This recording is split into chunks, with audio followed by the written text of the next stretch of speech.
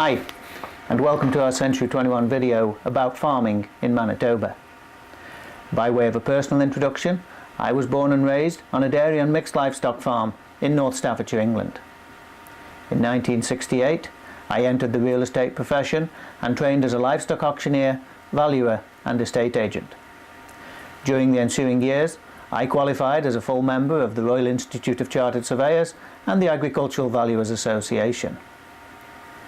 I first visited Canada in 1980 and developed a working relationship with a real estate company assisting European immigrants in relocating to farm in Manitoba.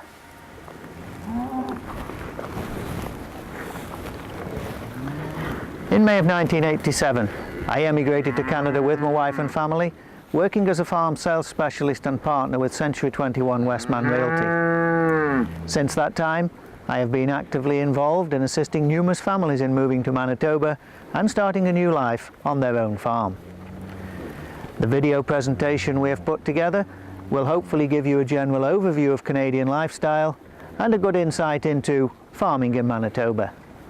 So why not sit back, relax and enjoy the presentation.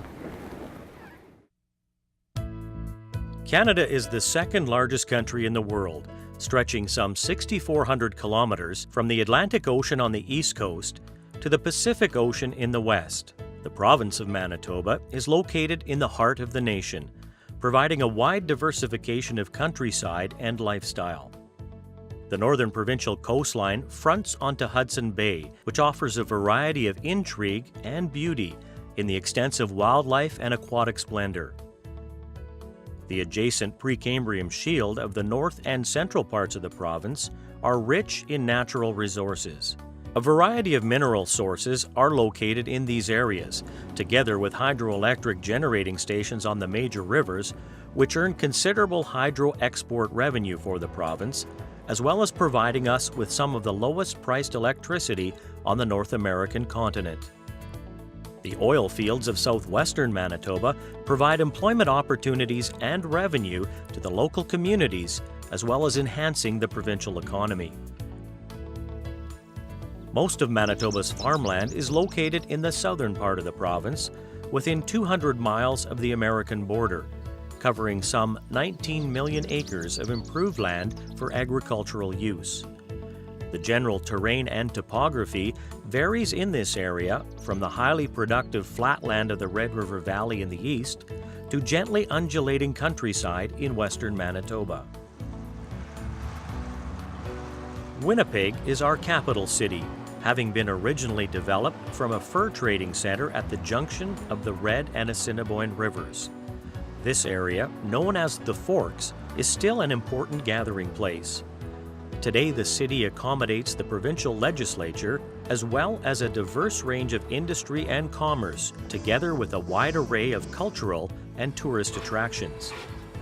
Winnipeg International Airport has a modern, state-of-the-art passenger terminal as part of its ongoing development into a significant cargo distribution hub, thereby providing easy access to and from other parts of the world. The second largest city is Brandon. Located in the western part of the province, Brandon is considered the agricultural nucleus for both Manitoba and eastern Saskatchewan, being the major shopping and service center for an area encompassing some 200,000 people. Land in most of Western Canada is set out in square miles, each of which extends to 640 acres and is known as a section. Field sizes may range from 40 acres up to a full section, according to the type and size of farm operation. Just like any other country, soil types will vary from area to area. Manitoba's predominantly black soils have a clay base, being an important factor for moisture retention. Water sources for cattle are from streams or in-ground dugout reservoirs, with the majority of yard sites having a drilled well for farmyard and domestic needs. Climate is undoubtedly the most influential factor affecting agriculture. Warm, sunny summers and cold but bright winter days characterize Manitoba's climate. Average total precipitation for the southern part of the province is around 50 centimeters per year, most of which falls as rain. Spring is usually a short period, when planting of crops gets underway from late April into May, with cattle being turned out to pasture from mid-May onwards. Trees and spring flowers fill the countryside with color and fragrance, creating a welcome display of beauty after the dormancy of winter. Summer brings with it lots of sunshine, and combined with the ground moisture, crops thrive and grow throughout the countryside. Most of the rainfall comes during the months of May, June, and July. August and September are traditionally drier periods, coinciding with the onset of harvest.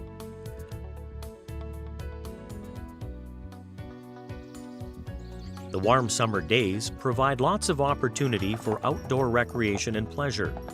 An abundance of lakes in southern Manitoba provide natural facilities for a wide variety of water sports and recreation.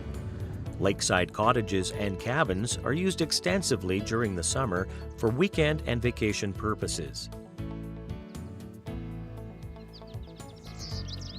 Canadians are generally outdoors people and participate extensively in sporting activities during the summer months. Baseball, football, rugby, soccer, swimming, golf, and volleyball are just some of the more popular activities. Many of the larger rural towns will host a local agricultural fair, with rodeos being a popular center of attraction.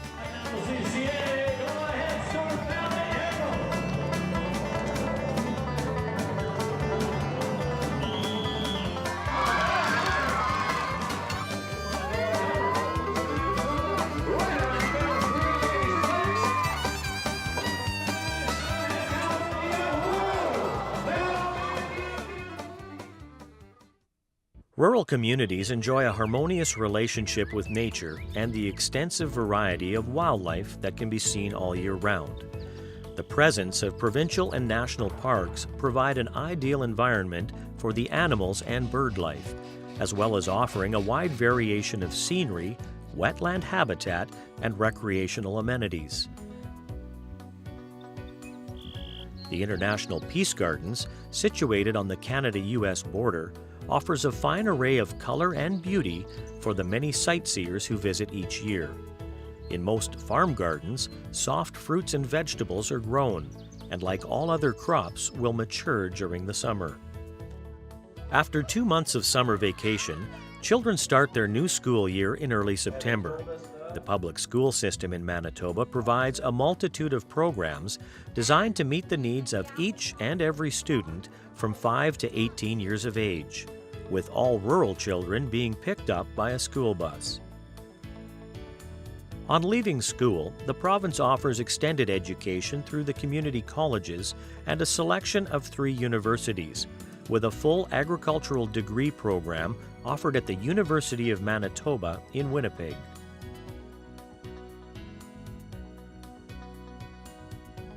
Our province has a reliable healthcare system in place with all the major hospital needs available in Winnipeg or Brandon. Most of the larger rural towns will have hospital facilities offering a general range of medical services as well as doctors' clinics. Personal care homes and senior housing amenities are catered to in most towns. Rural crime is minimal, and for safety and protection, the Royal Canadian Mounted Police, known as the RCMP or Mounties, together with local volunteer fire and ambulance services, give citizens a strong sense of year-round security and safety in their neighborhood. As in most countries, the arrival of autumn brings with it a spectacular and colorful array of beauty throughout the countryside. The southern migratory flight by thousands of geese is a sure sign that winter is just around the corner.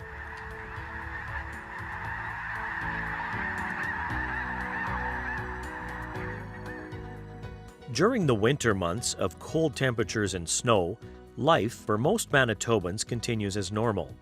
A minus 15 degrees Celsius January daytime temperature does not feel anywhere near as cold as your imagination would have you believe, due to the drier climate and atmosphere. Travel delays in winter are minimal, with the road surface on the main highways usually clear of snow and ice.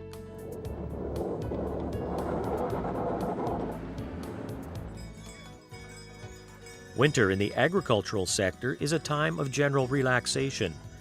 Other than the attention to feeding and bedding of livestock, many of which will stay outside all winter, farming families frequently get involved in non-agricultural activities such as ice hockey, skating, ice fishing, and particularly curling, with Canada ranking as one of the leaders at the international curling level.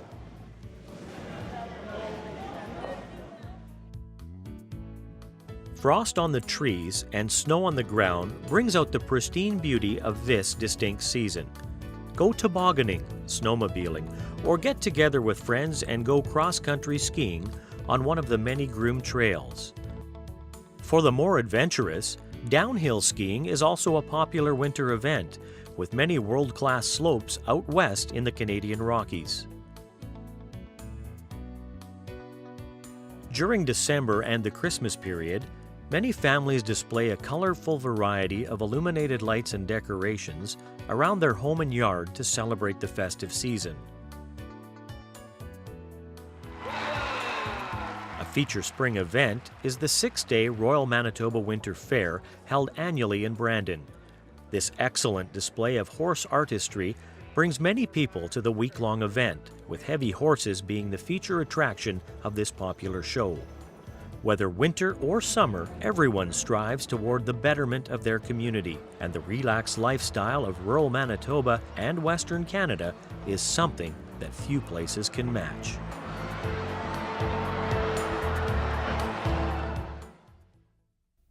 We moved to Canada in May of 1992. We went to a seminar that was advertised in the Farmers Weekly. We had no intention of emigrating at the time, but we thought we might go for the evening out. And was so impressed with it and thought, well, it sounds too good to be true. So that was in March of '91. And 3 weeks later, we were here in Canada for a week. 3 days after we got here, we put an offer on a farm and then had to go back and put 40 men on the Social Security because that's how many we were employing at the time.